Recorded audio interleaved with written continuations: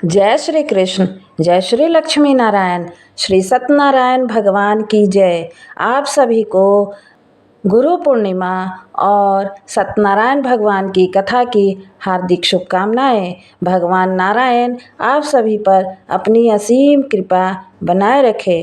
तो चलिए सुनते हैं श्री सत्यनारायण प्रभु की संपूर्ण व्रत कथा। शास्त्रों में बताया गया है कि सत्यनारायण व्रत कथा का पाठ करने से व्यक्ति को 1000 यज्ञ करने के बराबर पुण्य फल की प्राप्ति होती है। सत्यनारायण व्रत कथा में भगवान विष्णु के सत्य स्वरूप के बारे में बताया गया है। इस व्रत का पाठ करने से घर में सुख समृद्धि का वास होता है और भगवान विष्णु की कृपा बनी रहती है।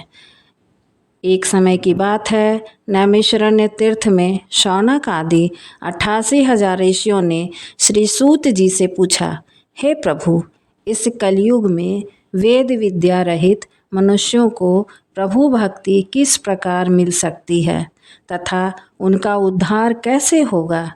हे मुनि श्रेष्ठ, ऐसा कोई तप बताइए जिससे थोड़े समय में ही पुण्य मिले और मनोवांछित फल भी मिल जाए। इस प्रकार की कथा सुनने की हम इच्छा रखते हैं। सर्वशास्त्रों के ज्ञाता सूत जी बोले, हे वैष्णवों में पूज्य, आप सभी ने प्राणियों के हित की बात पूछी है, इसलिए मैं एक ऐसे श्रेष्ठ व्रत आप लोगों को बताऊंगा जिसे नारद जी ने लक्ष्मी नारायण जी से पूछा था और लक्ष्मीपति ने मुनि श्रेष्ठ नारद जी से कहा था। आप सब इसे ध्यान से सुनिए। एक समय की बात है, योगीराज नारद जी दूसरों के हित की इच्छा लिए अनेक लोकों में घूमते हुए मृत्यु लोक में आ पहुँचे। यहाँ उन्होंने अनेक योनियों में जन्मे प्रायः सभी मनुष्यों को अपने कर्मों द्वारा अनेक दुखों से पीड़ित देखा। उनका दुख देखकर नारद जी सोचने लगे कि कैसा यत्न किया जाए जिसके करने से निश्चित रूप से मानव के दुखों का अंत हो जाए। इसी विचार पर मनन करते हुए वह विष्णु लोक में गए। वहाँ वह देवों के इष्ट नारायण की स्तुति करने लगे, जिनके हाथों में शंख चक्र गदा और पद्म थे, गले में वरमाला पहने हुए थे। स्तुति करते हुए नारद जी बोले, हे भगवान, आप अत्यंत शक्ति से संपन्न हैं। मन तथा वाणी भी आपको नहीं पा सकती। आपका आदि मध्य तथा अंत नहीं है। निर्गुण स्वरूप सृष्टि के कारण भक्तों के दुख को दूर करने वाले हैं। आपको मेरा नमस्कार है। नारद जी की स्तुति सुन विष्णु भगवान बोले, हे मुनि श्रेष्ठ, आपके मन में क्या बात है? आप किस काम के लिए पधारे हैं?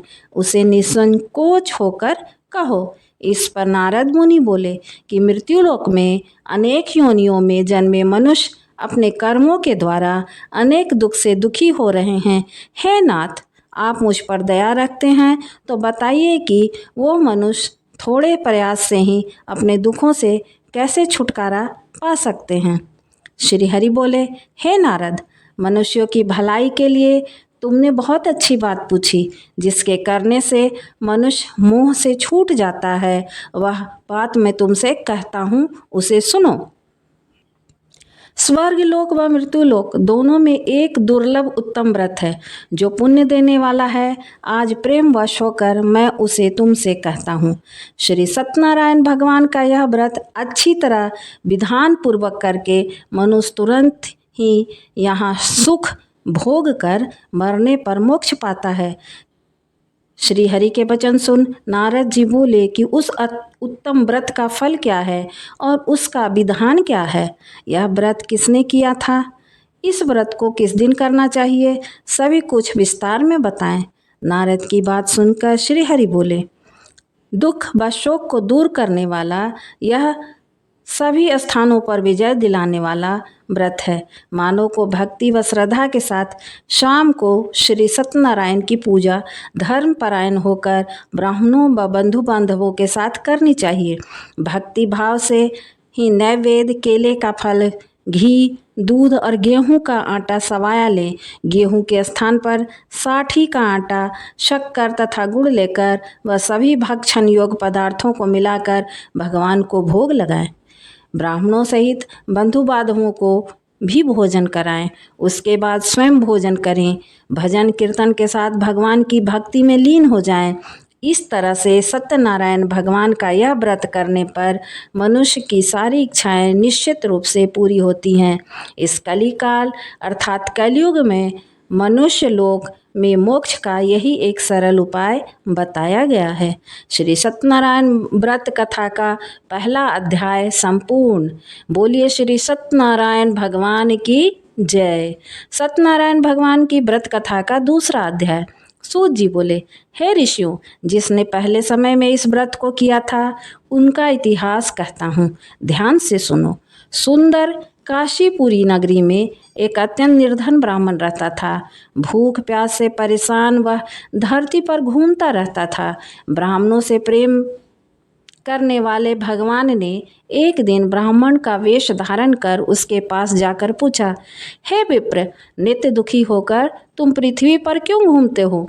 दीन ब्राह्मण बोला, मैं निर्धन ब्राह्मण हूँ, भिक्षा के लिए धरती पर घूमता हूँ। हे भगवान, यदि आप इसका कोई उपाय जानते हो तो बताइए। वृद्ध ब्राह्मण कहता है कि सत्यनारायण भगवान मनोवांछित फल देने वाले हैं, इसलिए तुम उनका पूजन करो। इसके करने से मनुष्य सभी दुखों से मुक्त हो जाता है। वृद्ध ब्राह्मण बनकर आए सत्यनारायण भगवान उस निर्धन ब्राह्मण को व्रत का सारा विधान बताकर अंतर्धान हो गए। ब्राह्मण मन ही मन सोचने लगा कि जिस व्रत को वृद्ध ब्राह्मण करने के लिए कह गए हैं मैं उसे जरूर करूँगा। यह निश्चित करने के बाद उसे रात को नींद नहीं आई। वह सवेरे उठकर सत्यनारायण भगवान के व्रत का निश्चय कर भिक्षा के लिए चला गया। उस दिन निर्धन ब्राह्मण को भिक्षा में बहुत धन मिला, जिससे उसने बंधु बांधवों के साथ मिलकर श्री सत्यनारायण भगवान का व्रत संपन्न किया। सत्यनारायण का व्रत संपन्न करने के बाद वह निर्धन ब्राह्मण सभी दुखों से छूट गया और अनेक प्रकार की संपत्तियों से युक्त हो गया। उसी समय से यह ब्राह्मण हर माह इस व्रत को करने लगा। इस तरह से सत्यनारायण भगवान के व्रत को जो मनुष्य करेगा वह सभी प्रकार के पापों से छूटकर मोक्ष को प्राप्त होगा। जो मनुष्य इस व्रत को करेगा वह भी सभी दुखों से मुक्त हो जाएगा। सूत जी बोले, इस तरह से नारद जी ने नारायण जी का कहा हुआ श्री सत्यनारायण व्रत को मैंने तुमसे कहा। हे विप्रो, मैं अब और क्या कहूँ? ऋषि बोले, हे मुनिवर, संसार में उस विप्र से सुनकर और किस किस ने इस व्रत को किया, हम सब इस बात को सुनना चाहते हैं। इसके लिए हमारे मन में श्रद्धा का भाव है। सूत जी बोले, हे मुनियों, जिसने इस व्रत को किया वे सब सुनो। एक समय वही विप्र धन व ऐश्वर्य के अनुसार अपने बंधु बांधवों के साथ इस व्रत को करने को तैयार हुआ। उसी समय एक लकड़ी बेचने वाला बूढ़ा आदमी आया और लकड़ियाँ बाहर रखकर अंदर ब्राह्मण के घर में गया। प्यास से दुखी व लकड़हारा उनको व्रत करते देख विप्र को नमस्कार कर पूछने लगा कि आप यहाँ क्या कर रहे हो? तो उन्होंने बताया कि व्रत कर रहा हूँ तथा इसे करने से क्या फल मिलेगा, कृपया मुझे भी बताइए। ब्राह्मण ने कहा कि सब मनोकामनाओं को पूरा करने वाला यह सत्यनारायण भगवान का व्रत है। इनकी कृपा से मेरे घर में धन धान आदि की वृद्धि हुई है। विप्र से सत्यनारायण व्रत के बारे में जानकर लकड़हारा बहुत प्रसन्न हुआ। लेकर वह प्रसाद खाने के बाद वह अपने घर गया। लकड़हारे ने अपने मन में संकल्प किया कि आज लकड़ी बेचने से जो धन मिलेगा उसी से श्री सत्यनारायण भगवान का उत्तम व्रत करूँगा। मन में यह विचार को लेकर बूढ़ा आदमी सिर पर लकड़ियाँ रखकर उस नगर में बेचने गया जहाँ धनी लोग रहते थे। उस नगर में उसे अपनी लकड़ियों का दाम पहले से 4 गुना अधिक मिलता है। बूढ़ा प्रसन्नता के साथ दाम लेकर केले, शक्कर, घी, दूध, दही और गेहूं का आटा ले वह और सत्यनारायण भगवान के व्रत की अन्य सामग्रियों लेकर वह अपने घर गया। वहाँ उसने अपने बंधु बांधवों को बुलाकर विधि विधान से सत्यनारायण भगवान का पूजन और व्रत किया। इस व्रत के प्रभाव से वह बूढ़ा लकड़हारा धन पुत्र आदि से युक्त होकर संसार के समस्त सुख भोग कर अंतकाल में बैकुंठ धाम को चला गया। श्री सत्यनारायण व्रत कथा का दूसरा अध्याय संपूर्ण। बोलिए श्री सत्यनारायण भगवान की जय। सत्यनारायण भगवान की व्रत कथा का 3रा अध्याय। सूत जी बोले, हे मुनि श्रेष्ठ, अब आगे की कथा कहता हूँ। पहले समय में एक उल्का मुख नामक का एक बुद्धिमान राजा था। वह सत्यवक्ता और जितेंद्रिय था। प्रतिदिन देव स्थानों में जाता और निर्धनों को धन देकर उनके कष्ट दूर करता था। उसकी पत्नी कमल के समान मुख वाली सती साध्वी थी। भद्रशिला नदी के तट पर उन दोनों ने श्री सत्यनारायण भगवान का व्रत किया। उसी समय साधु नाम का एक वैश्य आया। उसके पास व्यापार करने के लिए बहुत सा धन भी था। राजा को व्रत करते देख वह विनय के साथ पूछने लगा, हे राजन, भक्ति भाव से पूर्ण होकर आप यह क्या कर रहे हो? मैं सुनने की इच्छा रखता हूँ, तो आप मुझे बताएं। राजा बोला, हे साधु, अपने बंधु बांधवों के साथ पुत्र आदि की प्राप्ति के लिए एक महाशक्तिमान श्री सत्यनारायण भगवान का व्रत व पूजन कर रहा हूँ। राजा के वचन सुनकर साधु आदर से बोला, हे राजन, मुझे इस व्रत का सारा विधान कहिए। आपके कथनानुसार मैं भी इस व्रत को करूँगा। मेरी भी संतान नहीं है और इस व्रत को करने से निश्चित रूप से मुझे संतान की प्राप्ति होगी। राजा से व्रत का सारा विधान सुन व्यापार से निवृत्त हो वह अपने घर गया। साधु वैश्य ने अपनी पत्नी को संतान देने वाले इस व्रत का वर्णन कर सुनाया और कहा कि जब मेरी संतान होगी तब मैं इस व्रत को करूँगा। साधु इस तरह के वचन अपनी पत्नी लीलावती से कहे। एक दिन लीलावती पति के साथ आनंदित हो सांसारिक धर्म में प्रवृत्त होकर सत्यनारायण भगवान की कृपा से गर्भवती हो गई। 10वें महीने में उसके गर्भ से एक सुंदर कन्या ने जन्म लिया। दिनों दिन वह ऐसे बढ़ने लगी जैसे शुक्ल पक्ष का चंद्रमा बढ़ता है। माता पिता ने अपनी कन्या का नाम कलावती रखा। एक दिन लीलावती ने मीठे शब्दों में अपने पति को याद दिलाया कि आपने सत्यनारायण भगवान के जिस व्रत को करने का संकल्प लिया था उसे करने का समय आ गया है। आप इस व्रत को करिए। साधु बोला, हे प्रिय, इस व्रत को मैं उसके विवाह पर करूँगा। इस प्रकार अपनी पत्नी को आश्वासन देकर वह नगर को चला गया। कलावती पिता के घर में वृद्धि को प्राप्त हो गई। साधु ने एक बार नगर में अपनी कन्या को सखियों के साथ देखा तो तुरंत ही दूत को बुलाकर कहा कि मेरी कन्या के योग्य वर को देख कर आओ। साधु की बात सुनकर दूत कंचन नगर पहुँचा और वहाँ देखभाल कर लड़की के सुयोग्य माणिक पुत्र को ले आया। सुयोग्य लड़के को देखकर साधु ने बंधु बांधवों को बुलाकर अपनी पुत्री का विवाह कर दिया। लेकिन दुर्भाग्य की बात यह है कि साधु ने अभी भी श्री सत्यनारायण भगवान का व्रत नहीं किया। इस पर श्री भगवान क्रोधित हो गए और श्राप दिया कि साधु को अत्यधिक दुख मिले। अपने कार्य में कुशल साधु जमाई को लेकर समुद्र के पास स्थित होकर रत्नासारपुर नगर में गया। वहां जाकर दामाद ससुर दोनों मिलकर चंद्रकेतु राजा के नगर में व्यापार करने लगे। एक दिन भगवान सत्यनारायण की माया से एक चोर राजा का धन चुरा कर भाग रहा था।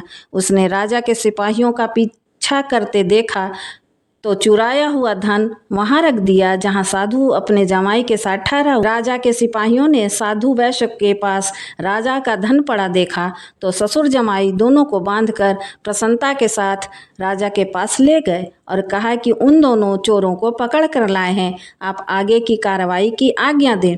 राजा की आज्ञा से उन दोनों को कठिन कारावास में डाल दिया गया और उनका सारा धन भी उनसे छीन लिया गया। श्री सत्यनारायण भगवान के श्राप से साधु की पत्नी भी बहुत दुखी हुई। घर में जो कुछ धन था उसे चोर चुरा कर ले गए। शारीरिक तथा मानसिक पीड़ा व भूख प्यास से अति दुखित हो अन्न की चिंता में कलावती एक ब्राह्मण के घर गई। वहां उसने श्री सत्यनारायण भगवान का व्रत होते देखा। फिर कथा भी सुनी और प्रसाद ग्रहण कर वह रात को घर वापस आई। माता ने कलावती से पूछा, पुत्री, अब तक तुम कहाँ थी? तेरे मन में क्या है? कलावती ने अपनी माता से कहा, हे माता, मैंने एक घर में श्री सत्यनारायण भगवान का व्रत देखा है। कन्या के वचन सुन लीलावती भगवान के पूजन की तैयारी करने लगी। लीलावती ने परिवारजनों व बंधु बांधवों सहित सत्यनारायण भगवान का पूजन किया और उससे वर मांगा कि मेरे पति व जमाई शीघ्र घर आ जाएं। साथ ही यह प्रार्थना भी की कि हम सबका अपराध क्षमा करे। श्री सत्यनारायण भगवान इस व्रत से संतुष्ट हो गए और राजा चंद्रकेतु को अपने दर्शन देकर कहा, हे राजन, तुम उन दोनों वैश्यों को छोड़ दो और तुमने उनका जो धन लिया है उसे वापस कर दो। अगर ऐसा नहीं किया तो तुम्हारा धन, राज्य व संतान सभी नष्ट कर दूंगा। राजा को यह सब कहकर वह अंतर्ध्यान हो गए। प्रातःकाल राजा ने सभा में अपना सपना सुनाया। फिर बोले, वाणिक पुत्रों को कैद से मुक्त कर सभा में लाओ। दोनों ने आते ही राजा को प्रणाम किया।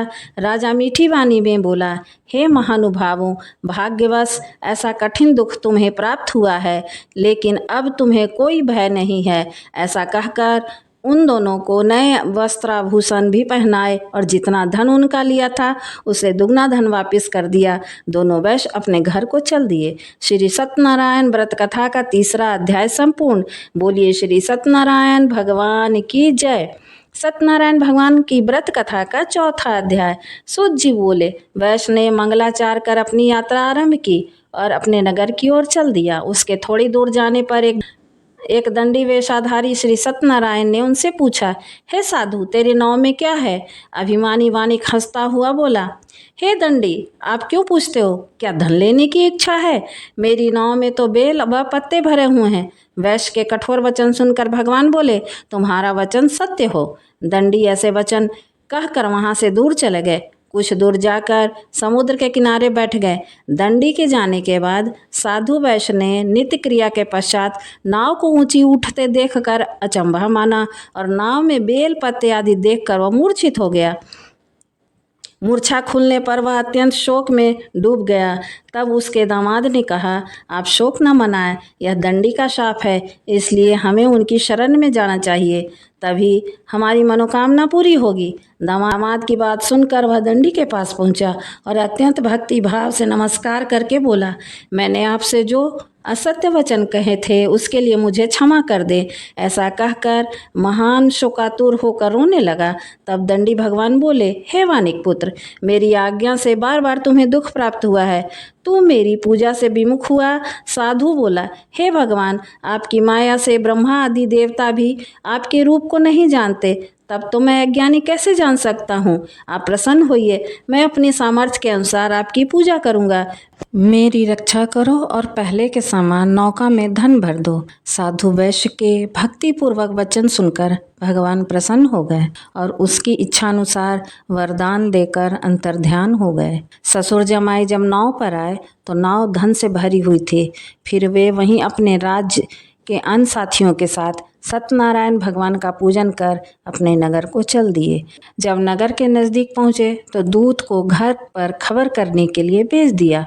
दूत साधु की पत्नी को प्रणाम करता हुआ कहता है कि मालिक अपने दामाद सहित नगर के निकट आ गए हैं। दूत की बात सुन साधु की पत्नी लीलावती ने बड़े हर्ष के साथ सत्यनारायण भगवान का पूजन कर अपनी पुत्री कलावती से कहा कि मैं अपने पति के दर्शन को जाती हूँ, तू कार्य पूर्ण कर शीघ्र आ जा।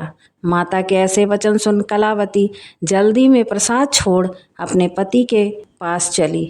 प्रसाद की अवज्ञा के कारण श्री सत्यनारायण भगवान रुष्ट हो गए और नाव सहित उसके पति को पानी में डुबो दिया। कलावती अपने पति को वहां न पाकर रोती हुई जमीन पर गिर गई।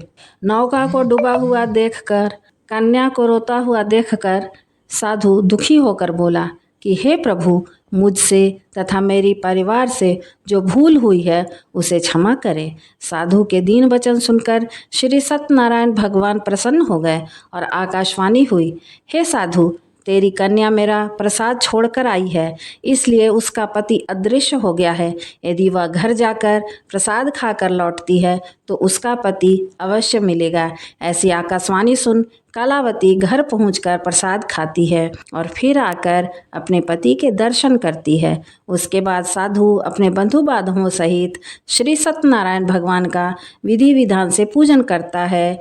इस लोक का सुख भोग कर वह अंत में स्वर्ग को जाता है। सत्यनारायण भगवान की व्रत कथा का 5वां अध्याय। सूत जी बोले, हे ऋषियों, मैं और भी एक कथा सुनाता हूँ, उसे भी ध्यान पूर्वक सुनो।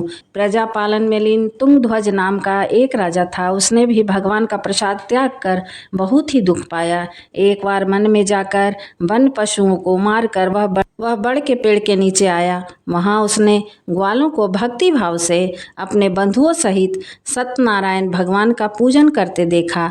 अभिमानवश राजा ने उन्हें देखकर भी पूजा स्थान पर नहीं गया और ना ही उसने भगवान को नमस्कार किया। ग्वालों ने राजा को प्रसाद दिया, लेकिन उसने वह प्रसाद नहीं खाया और प्रसाद को वहीं छोड़कर वह अपने नगर को चला गया। जब वह अपने नगर पहुंचा तो वहाँ सब कुछ तहस नहस हुआ पाया, तो वह शीघ्र ही समझ गया कि यह सब भगवान ने ही किया है। वह दोबारा ग्वालों के पास पहुंचा और विधि पूर्वक पूजा करके प्रसाद खाया तो श्री सत्यनारायण भगवान की कृपा से सब कुछ पहले जैसा हो गया। दीर्घकाल तक सुख भोगने के बाद मरणोपरांत उसे स्वर्गलोक की प्राप्ति हुई। जो मनुष्य परम दुर्लभ इस व्रत को करेगा तो भगवान सत्यनारायण की अनुकंपा से उसे धन्य धान्य की प्राप्ति होगी। निर्धन धनी हो जाता है और भयमुक्त हो जीवन जीता है। संतानहीन मनुष्य को संतान सुख मिलता है और सारे मनोरथ पूर्ण होने पर मानव अंत काल में वैकुंठ धाम को जाता है। सूत जी बोले, जिन्होंने पहले इस व्रत को किया है अब उनके दूसरे जन्म की कथा कहता हूँ। वृद्ध सदानंद ब्राह्मण ने सुदामा का जन्म लेकर मोक्ष प्राप्त की। उल्का मुख नाम का राजा दशरथ होकर वैकुंठ को गए। साधु नाम के वैश्य ने मूर्ध्वज बनकर अपने पुत्र को आरे से चीरकर मोक्ष पाया। महाराज तुंगध्वज ने स्वयंभू होकर भगवान से भक्ति पूर्वक हो कर्म कर मोक्ष पाया। श्री सत्यनारायण व्रत कथा का 5वां अध्याय संपूर्ण हुआ। बोलिए श्री सत्यनारायण भगवान की जय। श्री सत्यनारायण भगवान की जय। यदि वीडियो पसंद आया हो तो कृपया हमारे चैनल को लाइक, शेयर और सब्सक्राइब करें ताकि आगे आने वाले वीडियो की जानकारी आपको समय से पूर्व मिल जाए। धन्यवाद।